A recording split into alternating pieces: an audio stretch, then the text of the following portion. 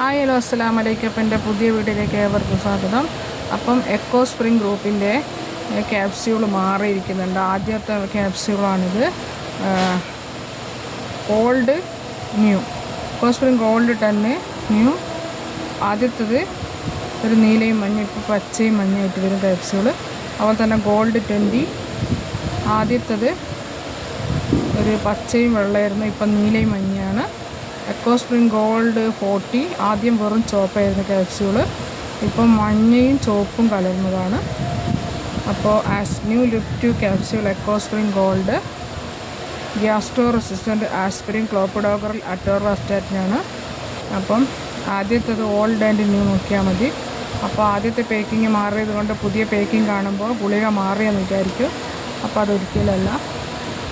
അപ്പോൾ പുതിയ പേക്കിങ്ങും പഴയ പേക്കിങ്ങും ഇതിൽ കൊടുത്തിട്ടുണ്ട്. അപ്പോൾ ആസ്പിരിൻ ഗുളികയുടെ ന്യൂ ലുക്കും ഓൾഡും ന്യൂ ഉള്ളിലുണ്ട്.